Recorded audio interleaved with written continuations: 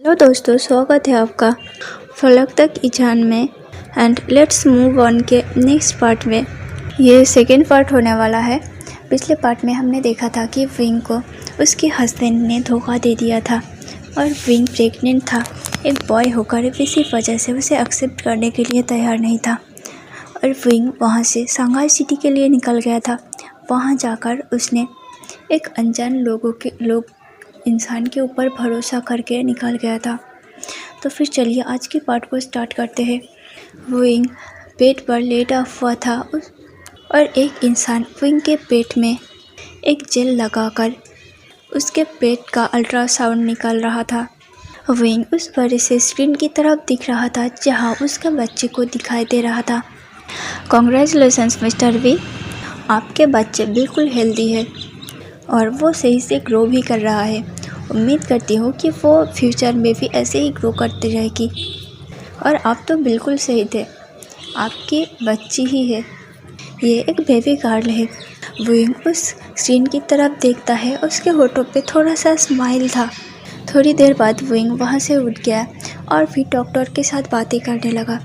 Doctor, क्या मुझे आप बता सकते हैं कि मेरी नॉर्मल या फिर सिजारियन सेक्शन करना पड़ेगा या फिर मेरी नॉर्मल डिलीवरी होगी? डॉक्टर वेंचिंग कहती है, देखो ये तो मैं नहीं बता सकती, अभी सिर्फ 6 महीने हैं, अभी भी बेबी को बाहर आने में 3 महीने बाकी है। अगर इस 3 महीनों में सब कुछ सही से रहा, तुम्हारा हालात सही रहा, तो फिर हम तुम्हारा नॉर्मल डिलीवरी कर सकते हैं। लेकिन अगर कुछ कॉम्प्लिकेशंस आ जाए तो फिर हमें सी सेक्शन करना पड़ेगा। विंग थोड़ा सा चुप हो गया था, लेकिन आपको इसके लिए अपना ध्यान रखना होगा। तुम बिल्कुल ऐसे कोई काम नहीं कर सकते जिससे कि बेबी को या फिर तुम्हें कोई तकलीफ़ पहुँचे, जैसे कोई भारी चीज़ उठाना या फिर ज़्यादा स्ट्रेस लेना। तुम स्ट्रेस तो बिल्कुल नहीं ले सकते। एक तो ये मेल प्रेगनेंसी है, ऊपर से कब पता नहीं कहाँ से कौन सी कॉम्प्लिकेशंस आ जाए। तुम्हें अपने ऊपर पूरा का पूरा ध्यान देना होगा और अपना ख्याल रखना होगा। विंग हाँ में सिर हिला देता है। वो अपने रिपोर्ट को लेता है, डॉक्टर को कहता है, thank you doctor. Doctor Wenching कहती है, तुम मुझे ऐसे थैंक यू मत करो, ये मेरा काम है और वैसे भी तुम मेरा एक स्पेशल पेशेंट हो। शायद तुम्हारे ज़रिए ही मुझे मेल प्रेगनेंसी के बारे में इतना कुछ पता चला और पता चलने वाला है फ्यूचर में। तो फिर आई गेस थैंक यू तो मुझे तुम्हें कहना चाहिए। विंग स्माइल करता है और कहता है, हाँ ये बहुत ही अनकॉमन है, इसीलिए उसका फादर। डॉक्टर वेंचिंग कहते हैं, मैंने कहा था ना कि तुम बिल्कुल स्ट्रेस नहीं ले सकते और उस बारे में ज़्यादा मत सोचो। फ़िलहाल के लिए उसे उसकी मदर का प्यार चाहिए। तुम्हें हर वक्त अपने बच्चे का और अपना ख्याल रखना होगा। विंग हमें सिर हिलाती है, डॉक्टर को थैंक यू करता है और वहाँ से चला जाता है। विंग, उसने एक हुडी पहना हुआ था, वो वहाँ से निकलकर कन्वीनियंस स्टोर में चला जाता है। वहाँ उसके शिफ्ट था। जब विंग जाता है, सुयांग कहता है, आगे कैसा रहा सब कुछ? डॉक्टर ने क्या बताया? चेकअप ठीक ठाक रहा। डॉक्टर ने थोड़ा और ख्याल रखने को कहा। सुयांग विंग से कहता है, सच में यार तुम बहुत ही हिम्मत वाले हो। विंग कहता है, थैंक यू सुयांग, ये सब कुछ तुम्हारी वजह से है। अगर तुम उस दिन स्टेशन पे मुझे इस काम के ऑफ़र नहीं करते तो फिर मैं शायद अभी तक इस शंघाई में एक जॉब के लिए ही अप्लाई कर रहा होता। सुयांग कहता है, अरे ये कोई बड़ी बात नहीं है, मैंने उस दिन तुम्हें बहुत हेल्पलेस देखा था। मुझे पता था कि तुम कोई तकलीफ़ में हो, लेकिन तुम उसे एक्सेप्ट नहीं करना चाहते थे। मुझे लगा कि तुम्हें मेरी ज़रूरत है, इसलिए मैंने ऑफ़र कर दिया। वैसे भी ज़्यादा मत सोचो, तुमने ही तो कहा ना कि डॉक्टर ने स्ट्रेस लेने के लिए मना किया है। वहीं कहता है, हाँ लेकिन तुम्हारी वजह से मैं ये काम कर रहा हूँ और मेरा घर वो भी तो तुमने ही देख कर दिया ना। सच में अब इस दुनिया में अपने कब पराये हो जाते हैं और पराये कब अपने बन जाते हैं पता ही नहीं। सुयांग कहता है, अरे अब ऐसे सेंटी मत हो, इन 6 सालों में तुम मेरे पक्के दोस्त बन गए हो। तब तो मैंने अनजाने में ही तुम्हारी मदद कर दिया था, लेकिन अब मैं तुम्हारे बारे में सब कुछ जानता हूँ, तुम्हें पहचानता हूँ। तो फिर सोचो अब मुझे क्या करना चाहिए। विंग सोचता है हाँ क्या करना चाहिए। अरे बुद्धू, ये जो मेरा नेफ्यू या फिर आई एम सॉरी ये निस है, ये जो मेरा निस आने वाली है ना, मैं इसे पूरी की पूरी बिगाड़ दूंगा। और हाँ, मैं इसे ढेर सारा प्यार भी करने वाला हूँ। विंग थोड़ा सा स्माइल करता है। सुयांग विंग को समझा देता है सब कुछ और फिर वो वहाँ से निकल जाता है क्योंकि सुयांग का शिफ्ट ख़त्म हो चुका था और विंग का शिफ्ट होने वाला था अभी। विंग सुयांग को देख रहा था जो कि वहाँ से जा रहा था। विंग अपने बेली में हाथ देता है और कहता है बेबी देख रहे हो ना, शायद इस दुनिया में मेरे अलावा भी कोई है जो कि तुम्हें अजीब सा, जो कि तुम्हें डेविल नहीं मानता, जो कि मुझे डेविल नहीं मानता। सुयांग को सब कुछ पता है लेकिन वो फिर भी तुम्हें और मुझे कितने अच्छे से ट्रीट करता है। वैसे तुम अपने अंकल को थैंक यू बोलो हाँ। तभी उसे फील होता है कि उसके बेली में कुछ हलचल हुआ। विंग अपने बेली में हाथ रखता है और कहता है अरे तुम इतना शरारती क्यों हो, अब चुपचाप सो जाओ, मामा को काम करना है हाँ। ये कहकर विंग काम करने लगा। उस दिन सुयांग ने विंग को काम ऑफ़र किया था, विंग ने एक्सेप्ट कर लिया था। विंग ने वहाँ जाके इंटरव्यू दिया था। विंग पहले से ही देखने में हैंडसम था और ऊपर से विंग बहुत ज़्यादा इंटेलिजेंट था। इसी वजह से विंग को उस स्टोर में काम मिल गया था और विंग को अच्छा खासा पेमेंट भी मिलने वाला था। सुयांग ने विंग के लिए पास ही में एक अपार्टमेंट देख कर दिया था। विंग पिछले 6 महीनों से यहाँ काम कर रहा है। विंग का डॉक्टर था डॉक्टर वेंचिंग। वेंचिंग के बारे में विंग को सुयांग ने ही रेफ़र किया था। विंग इन 6 महीनों में बहुत ज़्यादा काम किया। पहले की प्रेगनेंसी में विंग ने इतना ज़्यादा काम किया कि उसने अपने लिए और अपने बच्चे के लिए काफ़ी सारा पैसा जमा लिया था। विंग को आज भी याद है जब विंग यहाँ से आया था, विंग बस कुछ ही पैसे लेकर आया था। उसका जो मेन अकाउंट था, जब वो वहाँ पैसे निकालने के लिए गया था तब उसे पता चला था कि उसके उस सो कॉल्ड हस्बैंड ने विंग के उस अकाउंट को ब्लॉक कर दिया है। विंग पहले से ही बहुत खुदगर्ज था। वो जब अपने हस्बैंड को छोड़ चुका था तब वो उसका पैसे भी नहीं लेना चाहता था। लेकिन ये सिर्फ विंग की बातें नहीं, विंग के बेबी की भी बात था। और तब विंग के पास इतनी कैपेसिटी नहीं था कि वो एक साथ में इतना पैसा कलेक्ट कर सके कि उसे रहने खाने का, सोने का, सब कुछ का पैसा जुगाड़ कर सके। इसलिए उसने थोड़ा सा सेल्फिश होकर सोचा था, वो वैसे भी इस बेबी का डैड है, अगर मैं उसे थोड़ा पैसा ले भी लिया तो क्या हो जाएगा। वैसे भी ये सब कुछ उसे करना था, उसने तो मुंह मोड़ लिया। लेकिन कोई बात नहीं बेबी, तुम्हारे लिए मैं इतना कॉम्प्रोमाइज़ तो कर ही सकता हूँ। लेकिन जब विंग पैसे निकालने गया तब विंग को समझ आया कि उस कमीने ने विंग के कार्ड को ही ब्लॉक कर दिया है। लेकिन विंग के पास अभी भी एक जरिया था, उसका एक दूसरा बैंक अकाउंट था जब विंग अपने हस्बैंड से नहीं मिला था तब खोला था। विंग तब पार्ट टाइम जॉब करता था और अपने सारे पार्ट टाइम के जॉब के पैसे उसी अकाउंट में रखा करता था। विंग बहुत ही मुश्किल से अपने उस अकाउंट को ओपन किया था। उसके बारे में उसके उस कमीने एक्स हस्बैंड को भी नहीं पता था। अगर पता होता तो शायद आज वो इस अकाउंट को भी ब्लॉक करवा देता। लेकिन इसका पूरा एक्सेस सिर्फ और सिर्फ विंग के पास था। विंग ने काफ़ी सालों से उसे इस्तेमाल नहीं किया था। शुरुआती दिन में विंग को कुछ प्रॉब्लम हुआ लेकिन विंग ने एडजस्ट कर लिया। देखते ही देखते दिन समय बीतने लगा। दिन हफ्तों में और हफ्ते महीनों में बीत गया। जब विंग प्रॉपर 9 महीने का हो गया तब वेंचिंग ने विंग को सजेस्ट किया कि उसे काम तो अब बिल्कुल नहीं करना, उसे पूरा बेड रेस्ट में रहना होगा। पता नहीं कैसे कि विंग के प्रेगनेंसी के लास्ट वीक में कुछ कॉम्प्लिकेशंस आ गए थे जिसकी वजह से विंग को हॉस्पिटल में ही एडमिट होना पड़ा था। डॉक्टर वेंचिंग विंग का पूरी तरीके से चेकअप करती है और उसका बहुत ख्याल रखती है और उस कॉम्प्लिकेशन के लिए विंग को सी सेक्शन करवाना पड़ा था। लेकिन डॉक्टर वेंचिंग इतने ज़्यादा अच्छी थी कि उन्होंने सिर्फ हॉस्पिटल के जो बिल वगैरह होता है उसका ही चार्ज विंग से लिया, बाकी अपना पैसा विंग से बिल्कुल नहीं लिया। जब विंग ने उसे कहा कि वो किसी का एहसान नहीं चाहता तब डॉक्टर वेंचिंग ने विंग को बहुत देर से समझाया था, ये कोई एहसान नहीं बल्कि तुम तो मेरे ऊपर एहसान कर रहे हो। तुम सोचो, अगर तुम यहाँ नहीं आते तो मुझे इस मेल प्रेगनेंसी के बारे में कुछ भी नहीं पता। मुझे ये तक एहसास नहीं होता कि ऐसे भी कोई मिराकल होता है इस दुनिया में। अगर मेरे पास कोई दूसरा पेशेंट आया तो फिर मेरे पास उसका इलाज का प्रॉपर तरीका होगा। तुम अपने आप को ऐसे गिल्टी मत सोचो, बल्कि तुमने मेरा बहुत उपकार किया है। विंग अपने बच्चे को लेकर वेंचिंग के केबिन में बैठा हुआ था। विंग का डिलीवरी अभी 1 महीने ही हुआ था। विंग के हाथों में उसका छोटी बच्ची, जिसका नाम उसने फे रखा था, वो सिर्फ और सिर्फ 1 महीने की थी जब विंग ने अपने उस बच्चे को अपने हाथ में लिया था। विंग के उस सारे तकलीफ, दर्द, सारी मेहनत, सब कुछ भूल गया था। विंग के लिए बस एक ही चीज़ दिखाई दे रहा था कि मेरी बच्ची, मेरी बच्ची, मेरी खुशी का ज़रिया। उस बच्ची ने आते ही विंग के सारे ज़ख्मों को हील कर दिया था। विंग उसको छोड़कर उसके अलावा किसी और को सोच भी नहीं सकता था।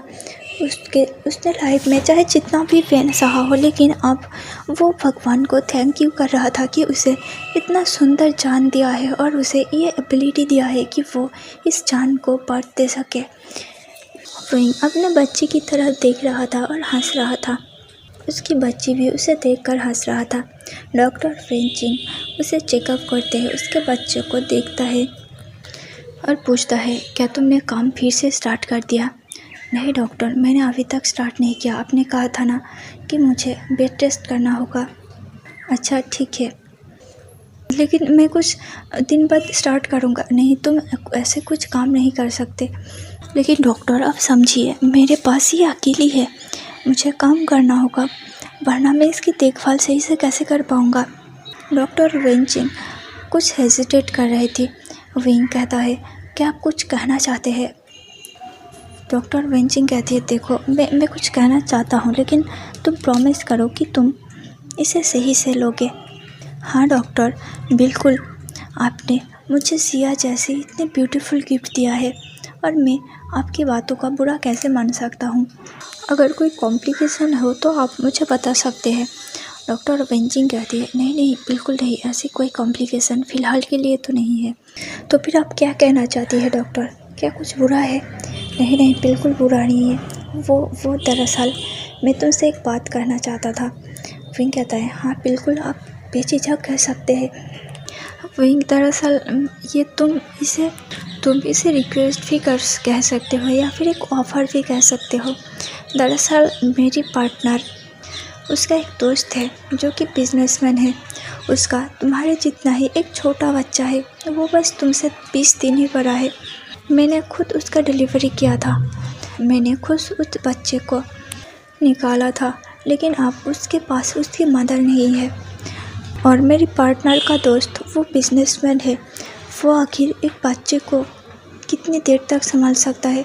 और वो एक मेल है, तो उसके पास एक्सपीरियंस भी नहीं है। फ़िलहाल के लिए उस बच्चे के लिए एक नैनी की ज़रूरत है। क्या तुम ये जॉब करना चाहते हो? विंग अपने बड़ी बड़ी आंखों से डॉक्टर वेंचिंग की तरह देख रहा था। क्या नैनी? नहीं, बिल्कुल नहीं। लेकिन क्यों विंग? वो लोग तुम्हें बहुत अच्छा पेमेंट करेंगे और हाँ, तुम्हें वहाँ कोई प्रॉब्लम नहीं होगा, तुम वहाँ रह सकते हो। तुम्हें खाना पीना वहाँ से ही प्रोवाइड किया जाएगा। तुम्हें बस उस बच्चे का ध्यान रखना है, बस इतना ही काम। तो फिर तुम ना क्यों कह रहे हो? प्लीज़ ना मत करना वैभवसियान। वहीं क्या था, लेकिन मैं ऐसा नहीं कर सकता। मेरे पास अपनी खुद की एक बच्ची है, इसीलिए तो मैं कह रहा हूँ। तुम्हारे पास तुम्हारा एक बच्ची है, वो भी बस इस छोटी सी बच्ची से 20 दिन ही बड़ा है। उसे भी डैड की ज़रूरत है, नर्स की ज़रूरत है। मैंने काफ़ी ज़्यादा नैनी को ट्राई कर लिया है, लेकिन कोई भी उसका ध्यान रखने में उतना ज़्यादा कैपेबल नहीं है। और तुम्हारा तो खुद का बच्चा है, तुम्हें उसकी ध्यान रखने में कोई प्रॉब्लम नहीं होगा। तुम बस उसका वैसे ही केयर करना जैसे तुम अपने बच्चे का केयर करते हो। इसलिए तो डॉक्टर, मैं ये काम नहीं कर सकता। आप जानते हैं कि मेरा एक छोटी सी बच्ची है। मैं नहीं चाहता कि मैं किसी और के बच्चे को अपने बच्चे जैसा प्यार दूँ, उसे बड़ा करूँ अपने इन हाथों से। आपको पता है, मैंने एक बार फैसला ले लिया था कि मैं अपनी बच्ची को अपनी कोख में ही मार दूँगा। मैंने अबॉर्शन के लिए भी किया था, लेकिन फिर मैंने महसूस किया कि इसे मेरी ज़रूरत है और मुझे भी इसकी ज़रूरत है। मैं इसके साथ कोई नाइंसाफ़ी नहीं कर सकता। अगर मैं किसी और बच्चे का नारिश किया, इसे लगा कि मैं उस बच्चे की वजह से इसे दूर हो गया, तो मैं अपनी बच्ची को किसी और के साथ नहीं बांट सकता। मैं अपनी ममता को, अपने प्यार को किसी और बच्चों के लिए नहीं रख सकता। ये सिर्फ और सिर्फ मेरे बच्चे के लिए है। डॉक्टर वेंजिंग कहती है, देखो विंग, मुझे पता है, लेकिन तुम बस उसके नैनी होगे। तुम्हें उस बच्चे को प्यार करने की ज़रूरत नहीं है। तुम अपने बच्चे से ही प्यार करना, लेकिन बस तुम उस बच्चे का ख्याल रखना। वैसे भी वो लोग तुम्हें काफ़ी अच्छा पेमेंट करेंगे। तुम्हें खाना पीना भी वहाँ फ्री मिलेगा। अगर तुम इस हालत में कहीं बाहर काम करने गए तो क्या तुम अपने बच्चे का ख्याल रख पाओगे? क्या तुम जिस कन्वीनियंस स्टोर में काम करते हो वहाँ तुम अपने बच्चे को ले जा पाओगे? विंग अब चुप हो गया था। उसके पास कहने के लिए कुछ भी नहीं था। डॉक्टर वेंटिंग उसे काफ़ी देर तक समझाती है, देखो विंग, मैं ये सब तुम्हारी भलाई के लिए ही कह रहा हूँ। जब मेरे बॉयफ्रेंड ने मुझे कहा कि ऐसी ऐसी हालत है, तुम्हें पता है, उस इंसान को मैं भी जानता था। वो काफ़ी ज़्यादा कोल्ड और एरोगेंट था, लेकिन जब मैंने उसे उसके बच्चे के साथ देखा तो बिल्कुल वो एक छोटे से बच्चे जैसा था, जिसके हाथों में पहली बार किसी ने एक छोटे से बच्चे को पकड़ा दिया है। ऐसा लग रहा था कि वो खुद डैड नहीं, वो खुद बच्चा है। मुझे एक डॉक्टर होने के नाते उस वक्त बहुत गिल्टी फील हुआ। मैंने जब उस बच्चे को अपने हाथों में लिया, मुझे एक ममता फील हुआ। लेकिन तुम्हें पता है, उस बच्चे का देखभाल करने के लिए कोई नहीं है। पर वैसे भी तुम अगर बाहर काम करने गए तो तुम अपने बच्चे को कैसे टाइम दोगे, उसे कैसे संभालोगे? अगर तुम घर पर बच्चे संभालोगे तो तुम कैसे अर्निंग करोगे? मैं तुम्हें बस एक रास्ता बता रही हूँ। मैंने इस बारे में बहुत सोचा। मैं कुछ दिन पहले जब उस बच्चे से मिली थी और मैंने खुद उस बच्चे की डिलीवरी किया था, इसलिए मुझ पर ये जिम्मेदारियाँ थी कि मैं उसके लिए एक अच्छा सा नैनी अपॉइंट करूं। लेकिन मुझे सिर्फ और सिर्फ तुम्हारी बातें ही याद आ रहा था। तुम एक बहुत अच्छे इंसान हो वेबुसियन। मुझे लगता है कि तुम्हें इसके बारे में सोचना चाहिए। तुम अगर वहाँ ज़्यादा दिन तक काम करोगे तो जब तुम्हारे बच्चे बड़े होंगे तब उसका पूरा खर्चा वो लोग ही उठाएंगे। तुम्हें बस उसके बच्चे का देखभाल ही तो करना है।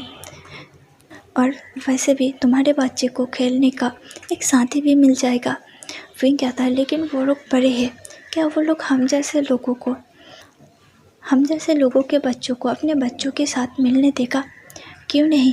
ऐसा बिल्कुल मत सोचो वेबुसियन। वो बिल्कुल वैसा नहीं है। वो बहुत अच्छा इंसान है। मैं तुम्हें एश्योर करता हूँ, अगर कुछ गलत होगा तो मैं उसका रिस्पॉन्सिबिलिटी लूँगी। वेंजिंग की बातें कभी ना कहीं विंग को थोड़ा सा एश्योर कर रही थी। विंग डॉक्टर वेंजिंग से कहता है, ठीक है, मैं इसके बारे में सोचूंगी। क्या आप मुझे एक दिन टाइम दे सकते हैं सोचने के लिए? हाँ विंग, बिल्कुल। तुम्हें जितना सोचना है तुम सोचो, लेकिन प्लीज़ ना मत करना। तुम अच्छे से सोचना, ये तुम्हारे लिए भी अच्छा है और उस छोटे से बच्चे के लिए भी अच्छा है। लेकिन डॉक्टर, क्या होगा जब उन लोगों को पता चलेगा कि मैंने अपने फे को खुद जन्म दिया है? वो लोग मुझसे नफ़रत करेंगे, मुझे अजीब सी नज़रों से देखेंगे। ये सब मुझे नहीं चाहिए। नहीं वेबुसियन, ऐसा बिल्कुल नहीं। वहाँ कोई जज करने वाला नहीं होगा तुम्हें। वहाँ कुछ सर्वेंट्स है जो कि घर के काम किया करते हैं। तुम्हें बस उस बच्चे की देखभाल करनी है और वहाँ सिर्फ उसका ओनर है, उस बच्चे के डैड, जो ज़्यादातर टाइम अपने काम में ही बिता देते हैं। तो फिर तुम्हें जज करने वाला वहाँ कोई नहीं होगा। विंग थोड़ा सा टाइम मांगता है और फिर वहाँ से अपने अपार्टमेंट के लिए निकल जाता है। वो पूरी रात उस बारे में सोचता है। वो अपने बच्ची को देख रहा था जो कि उसके पास ही सोया हुआ था और ब्रेस्ट फीड कर रहा था। विंग उसके बैग में हाथ फैलाता है और कहता है, आई एम सॉरी बेबी, अगर मम्मा थोड़ी सी सेल्फिश है तो फिर तुम उसे माफ़ कर दोगे ना? मुझे इस काम की सच में ज़रूरत है। जब मैंने अच्छे से सोचा, मुझे महसूस हुआ कि मैं इस काम को कर कर अकेले तुम्हारी जिम्मेदारी नहीं उठा सकता। मुझे और पैसों की ज़रूरत है और मैं तुम्हें ऐसे अकेले घर पर छोड़ के बाहर काम करने के लिए भी नहीं जा सकता। आई एम सॉरी बेटा, मम्मा को ये कदम उठाना ही पड़ेगा। लेकिन मम्मा ये सब सिर्फ तुम्हारे लिए कर रहा होगा। फिर ये कह के वो अपने बच्ची के फोrehead पर किस कर दिया। अगले दिन विंग फिर से डॉक्टर वेंचिंग के साथ उस हॉस्पिटल के टेरेस में खड़ा हुआ था। तो तुमने क्या सोचा? आपने जो कहा था डॉक्टर, मैंने पूरी रात सोचा। मुझे लगा कि मैं जानता हूँ कि आपने सही डिसीज़न लिया, लेकिन मैं बस उसे मानना नहीं चाहता था। मैं बस डर गया था। आपको सब कुछ पता है ना मेरे बारे में। मेरी ज़िंदगी में मेरी बच्ची फे के अलावा और कोई नहीं है, इसलिए मैं डर गया था कि कहीं फे को ऐसा ना लगे कि उसका फादर, उसका मदर उसे प्यार नहीं करते। अब उसके लिए उसका पापा भी मैं हूँ और मम्मा भी मैं हूँ। तो मैं थोड़ा सा भावुक हो गया था, लेकिन मैं इस काम करने के लिए तैयार हूँ। वेंचिंग स्माइल करती है और कहती है, शाबाश विवियन, मैंने से ही एक्सपेक्ट किया था। मैंने तुम्हें चुनकर कोई गलती नहीं किया, और तुम्हें भी रियलाइज़ होगा धीरे धीरे कि तुम इस काम को चूज़ करके तुमने भी कोई गलती नहीं किया। तो फिर तुम तैयार होना। विंग कहता है, हाँ बिल्कुल। तो फिर आज रात आज शाम को तुम्हें जाना होगा। क्या मैं जाकर सीधे जॉब में ज्वाइन कर लूँ? नहीं, वो तुम्हारे कुछ इंटरव्यू लेंगे, तुम्हें कुछ बातें पूछेंगे, और फिर मुझे नहीं लगता कि वो तुम्हें ना करेंगे। ऐसे भी मैंने खुद तुम्हें अपॉइंट किया है। रुको, मैं तुम्हें अभी बताती हूँ। वेंचिंग डॉक्टर किसी को फ़ोन लगाती है और कुछ पूछती है, और फिर फ़ोन रख के विंग को कहता है, इंटरव्यू की कोई ज़रूरत नहीं है, तुम सीधा जाकर वहाँ ज्वाइन कर सकते हो। और हाँ, ये रहा एड्रेस, तुम कल से ज्वाइन कर लेना। अगले दिन विंग अपने बच्ची के साथ उस बड़े से मेंशन के दरवाजे पर खड़ा हुआ था।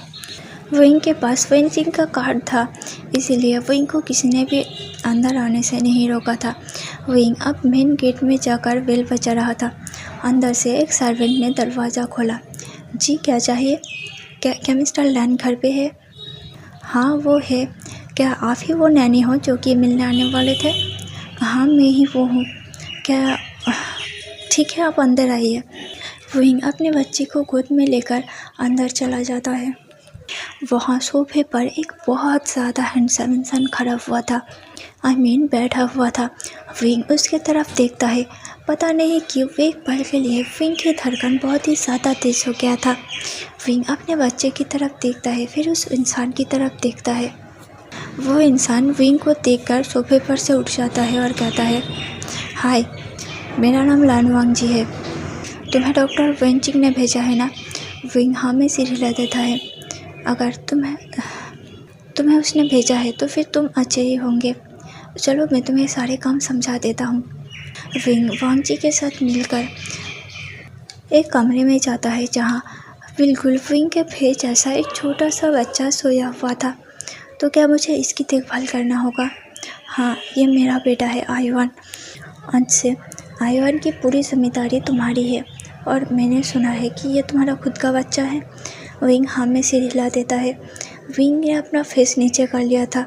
विंग को लगा था कि शायद ये इंसान भी उसे क्रिटिसिज्म करेगा, लेकिन विंग हैरान तो तब हो गया जब उस इंसान ने विंग को क्रिटिसाइज़ करना तो दूर, बल्कि उसे ये कहा, अच्छा ठीक है, तो फिर तुम अपने बच्चे के साथ साथ मेरे भी बच्चे का देखभाल करना, और हाँ, किसी भी चीज़ का अगर ज़रूरत पड़े तो तुम मुझे फ़ोन कर सकते हो।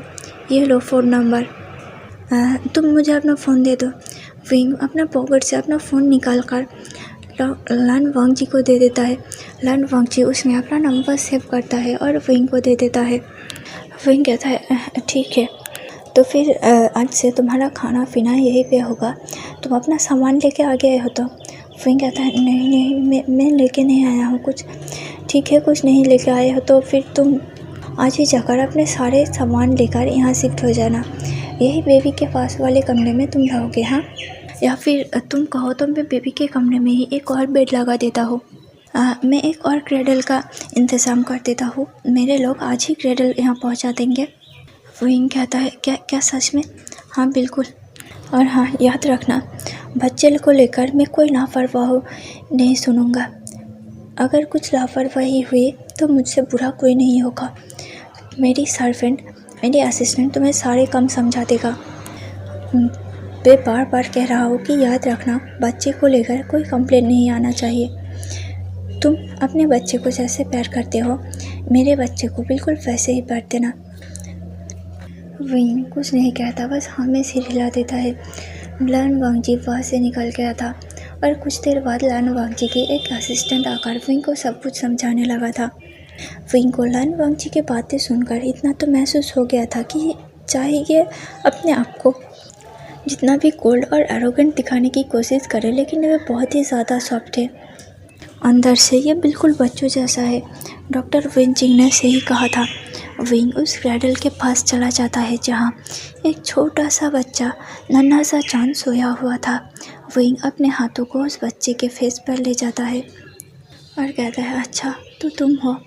पता नहीं क्यों तुम्हें देखकर मुझे पैर देने का मन कर रहा है। आई एम सॉरी बेटा, मैंने तुम्हें लेकर कुछ अजीब सी बातें कहा था। मैंने कहा था कि मैं तुम्हें अपना पैर नहीं दे पाऊँगा, लेकिन तुम्हें देखकर ऐसा नहीं लगता कि मैं अपने आप को रोक पाऊँगा। मुझे पता है कि मैं तुम्हारा नैनी हूँ और मैं तुम्हें प्रॉमिस करता हूँ कि मैं सही से तुम्हारा देखभाल करूँगा। ये देखो, इससे मिलो। इसका नाम फेई है। ये तुम्हारा प्लेमेट होने वाला है। विंग उस बच्चे की तरफ देखता है जो कि विंग को देखकर हंस रहा था, आवाज़ें निकाल रहा था और विंग के पास जाने के लिए छटपटा रहा था।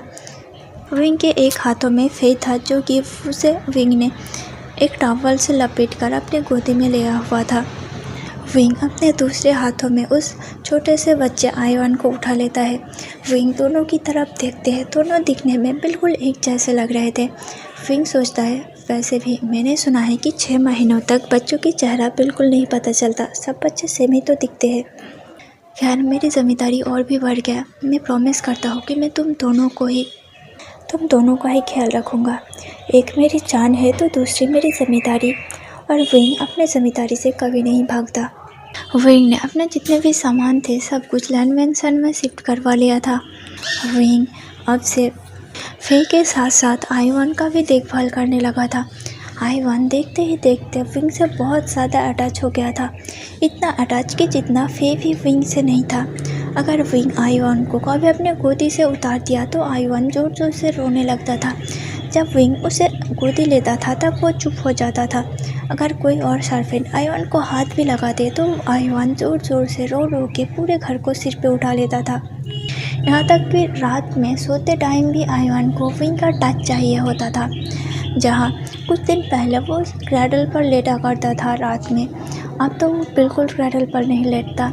विंग लन वांगजी के असिस्टेंट से कहकर उस बेड को और भी बड़ा कर दिया था।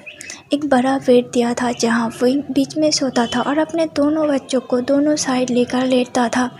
इस बीच विंग ने देखा था कि लन वांगजी वहाँ कभी कभार ही आता है। वो आता है, अपने बच्चे को देखने जाता है, वो अपने बच्चे से थोड़ा सा खेलता है और फिर चला जाता है। बहुत ही ज़्यादा अल्कोहलिक पर्सन था लन वांगजी।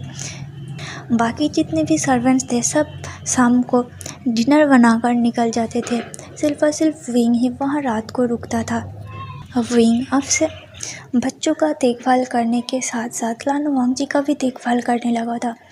कभी कभी तो वो रात को जब वांगजी आता था तब विंग उसे डिनर सर्व करता था। दोनों एक साथ ही बैठकर खाते थे। वैसे तो विंग आइवान का नैनी था, लेकिन विंग को नैनी जैसा कोई ट्रीटमेंट नहीं मिल रहा था। यहाँ विंग को ऐसा ट्रीटमेंट मिल रहा था जैसे कि विंग खुद इस फैमिली का मेंबर हो।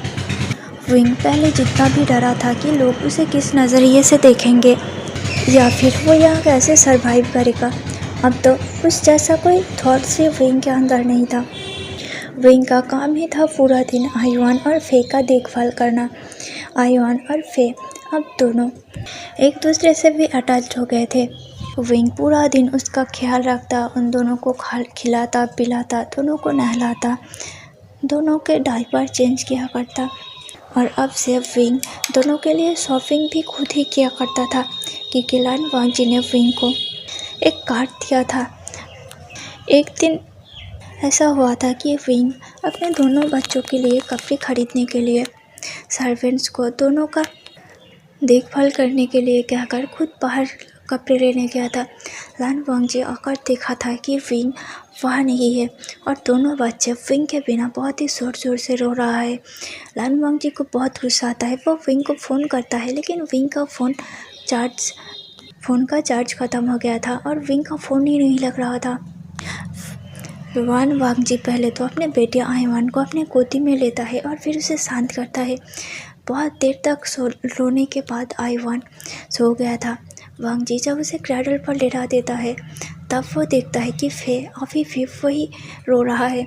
पहले तो वांगजी ने विंग के बेटी फे को उतना ज़्यादा अहमियत नहीं दिया था। वो बस आता था, अपने बच्चे से मिलता था और चला जाता था। लेकिन आज फे को रोते हुए देखकर न जाने क्यों वांगजी को अजीब सा लग रहा था। अच्छा हुआ कि वांगजी ने अपने काम को जल्दी जल्दी से फिनिश करके यहाँ आ गया, वरना ये दोनों बच्चे तो रोते रोते ही मर जाते। फे वांगजी के पास जाने के लिए अपना हाथ पैर झटक रहा था। वांगजी फे को लेता है। फे वांगजी के गालों में अपने हाथ को फहराता है। आईवान और फे अभी 2 महीने का था, वही आईवान अभी 3 महीने का था। आईवान फे से कम 20 या फिर 25 दिन बड़ा था। वांगजी फे को अपने गोदी में लेता है और कहता है, तुम मेरे पास आना चाहते हो? हाँ। फे वांगजी के फेस को अपने हाथों से सहलाता है, उसके फेस को नोचता है, उसके नाक को नोचता है। वांगजी कहता है, ये तुम क्या कर रहे हो? हाँ, तुम बहुत ही शरारती हो। लेकिन जब वांगजी फे से बात करने लगा था, फे हंसने लगी थी। एक पल के लिए वांगजी भी हैरान हो गया था, क्या ये बच्ची उसे देखकर हंस रहा है? आज तक किसी का भी हिम्मत नहीं हुआ कि वो लान वांगजी को देखकर ऐसे हंसे, और ये बच्ची विंग। वांगजी उसके नाक में अपना हाथ देता है और कहता है, यू लिटिल डेविल, तुम बहुत शरारती हो। तुम्हें इतना हिम्मत किसने दिया हाँ कि तुम लान वांगजी को देखकर हंसो? लेकिन वो बच्ची तो उल्टा लान वांगजी की बातों को एंजॉय कर रहा था। वो वांगजी के गोदी में बहुत ही ज़्यादा खेल रहा था और एंजॉय कर रहा था। आईवान वही वांगजी के पास ही में सोया हुआ था। वांगजी दोनों को ही लेकर उस बच्चों के रूम में थे। कुछ घंटे बाद विंग वापस आता है। वो सर्वेंट से पूछता है कि वो कैसा है? तुम लोग यहाँ सारे? तो फिर फे और आईवान का देखभाल कौन कर रहा है? तब सर्वेंट उसे सारी बातें बता देता है कि कैसे फे और आईवान कितना ज़्यादा रो रहे थे और वांगजी उन दोनों के पास है। विंग डरते डरते जल्दी से उस बच्चों के कमरे में पहुंच जाता है। वो देखता है, जो देखता है वो देखकर हैरान हो जाता है। वांगजी फे को लेकर उसके साथ खेल रहा था, उसे प्यार कर रहा था और फे जोर जोर से हंस रही थी। वही आईवान पास ही में सो गया था। विंग देखकर जल्दी जल्दी से कमरे में जाता है और आईवान फे को वांगजी के हाथों से लेकर कहता है, I am sorry sir, I am sorry mister लान, ये बच्ची ने आपको परेशान तो नहीं किया ना? वांगजी विंग की तरफ देखता है और कहता है, कहाँ गए थे? वांगजी की आवाज़ बहुत ही ज़्यादा गंभीर था। एक पल के लिए विंग पूरा कांप गया था। वांगजी की आवाज़ सुनकर विंग को डर लग गया था। वो कांपते कांपते कहता है, वो सर, उन दोनों के लिए कपड़े खरीदने गया था। वांगजी उसकी तरफ देखता है और कहता है, अच्छा तो फिर तुम सर्वेंट्स को और बच्चों को साथ में क्यों नहीं लेकर गए? तुम अकेला चले गए? तुम्हें पता है दोनों कितना ज़्यादा रो रहे थे। फे जो कि विंग के गोदी में था और अभी फे वांगजी के पास जाने के लिए अपना हाथ पैर चटपटा रहा था। विंग सोचता है कि शायद वांगजी फे को गुस्सा करेगा, इसलिए वो फे को अपने सीने से और भी जाकर कर लगा लेता है। वांगजी कहता है, ठीक है, दोबारा ऐसी गलती मत करना, जहाँ भी जाना हो बच्चों को साथ लेकर जाना। विंग हाँ में सिर हिला देता है और वांगजी वहाँ से बाहर निकल जाता है। वो उस कमरे से बाहर निकलने से पहले एक बार आईवान की तरफ देखता है और एक बार फे की तरफ देखता है। वांगजी को फे को लेने का मन तो हो रहा था, लेकिन विंग के सामने वो ऐसा नहीं दिखा सकता, इसलिए वांगजी वहाँ से चला जाता है। विंग बेड में बैठ जाता है और कहता है, थैंक गॉड तुम दोनों से ही सलामत हो। एक पल के लिए मैं तो डर गया। आई एम सॉरी बेटा, तुम दोनों को छोड़ के चला गया था। वो आईवान की तरफ देखता है, उसके सीने में हाथ हिलाता है और फिर फे के साथ खेलने लगता है। इन 1 महीनों में विंग आयुन से भी बहुत ज़्यादा अटैच हो गया था। विंग ऐसे तो पूरा दिन बच्चों के साथ रहता है, उसका देखभाल करता है, लेकिन बच्चों के कपड़े जो कुछ भी थे वो बहुत ही छोटे पड़ गए थे और नए कपड़ों की ज़रूरत था, इसलिए विंग शॉपिंग करने के लिए गया था और उसने नहीं सोचा था कि आते आते ऐसा कुछ हो जाएगा। उस दिन रात को सारे सर्वेंट चले जाते हैं फिर से। वांग जी घर आता है। विंग जो कुछ भी खाना वगैरह था सब कुछ हीट करके वांग जी को दे देता है। वांग जी का घर आते आते रात 10:30 बज गया था। दोनों बच्चे सो चुके थे। वांग जी विंग से थैंक यू कहता है और विंग को भी खाने के लिए बैठने को कहता है। विंग भी बैठ जाता है। दोनों एक साथ खाना खाते हैं और फिर गुड नाइट कह के वांग जी अपने घर कमरे में चला जाता है और विंग बच्चों के कमरे में चला जाता है। विंग सो रहा था कि अब अचानक से उसे कुछ अजीब सा महसूस हुआ। उसने जब आंखें खोला तब उसके सामने कोई नहीं था, इसीलिए वो फिर से आंखें मुड़कर सो गया। वही दूसरी तरफ लान वांग जी जो कि उस बेटी के पास में खड़ा होकर तीनों को देख रहा था। उसका बेटा आयुन जो कि विंग के साथ कितना ज़्यादा कंफर्टेबल हो गया था, वो विंग के चेस्ट पर अपना सिर रखकर सो रहा था और दूसरी तरफ फे जो कि वांग जी के आहट सुनकर जाग गई थी। फे अपना आंखें खोलकर वांग जी को टुकुर टुकुर करके देख रहा था और अपने हाथ पैर को फैला रही थी। वांग जी फे की तरफ देखकर अपने होठों पे हाथ रख देता है और उसे इशारा करता है कि चुप हो जाओ वरना मम्मा और भाई उठ जाएगा। लेकिन फे कुछ भी नहीं सुनने वाली थी। वो तो जोर जोर से आवाज़ करने ही वाली थी कि वांग जी तब भी उसे अपने गोदी में उठा लेता है और उसे घुमाने लगता है। फे वांग जी को देखकर खिलखिलाकर हंस रही थी, जिस वजह से विंग की और आयुन की नींद थोड़ा सा टूटने लगा था। इसीलिए वांग जी फे को अपने साथ लेकर अपने रूम में चला जाता है। फे वांग जी के गोदी में खेल रहा था। वांग जी फे को देखता है और कहता है, तुम बिल्कुल अपने मदर जैसा हो, तुम बहुत ही ज़्यादा प्यारे हो, बिल्कुल मेरे आयुन की तरह। थैंक यू मेरे आयुन के लाइफ में आने के लिए, थैंक यू मेरे आयुन के लाइफ में आने के लिए, उसका सिस्टर बनने के लिए। चाहे तुम विंग का बच्चा हो, इस घर का बच्चा ना हो, लेकिन तुम इस 1 महीने में इस घर का बच्चा बन गए हो। पता नहीं मैं क्या करूँगा जब अगर तुम्हारी मदर के साथ यहाँ से चले गए तो मैं आयुन को कैसे संभालूँगा।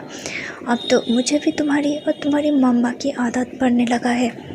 पता नहीं तुम मुझे इतना ज़्यादा अट्रैक्ट क्यों करते हो और तुम्हें मेरी गोदी का आदत लग गया है ना। गंदी बात जी। लेकिन ये कहकर वांग जी उस बेबी को देख रहा था और बातें कर रहा था उसके साथ। वो बच्ची पता नहीं वांग जी की बातों को समझ रहा था या फिर सुन रहा था या फिर उसके बातों का जवाब दे रहा था। वो तो बस खिलखिलाकर हंस रहा था और वांग जी के बातों का जवाब दे रहा था। कभी वांग जी के बालों को पकड़ता था तो कभी उसके नाक को तो कभी उसके हाथ को पकड़ता था। वांग जी को भी फे के साथ ऐसे खेलने में मज़ा आ रहा था। वही बच्चों के कमरे में जब विंग अचानक से अपना आंखें खोलता है, उसे अजीब सा महसूस होता है। वो उसने अपने सपने में देखा था कि उसका वही एक हस्बैंड फे को उससे दूर ले जा रहा है। विंग बहुत ज़्यादा डर गया था। विंग डर के अपना आंखें खोलता है। वो अपने एक पास देखता है जहाँ आयुन सोया हुआ है। विंग कहता है, थैंक्स गॉड तुम ठीक हो। वो जब अपने दूसरी तरफ मुड़ता है जहाँ फे सोई हुई थी,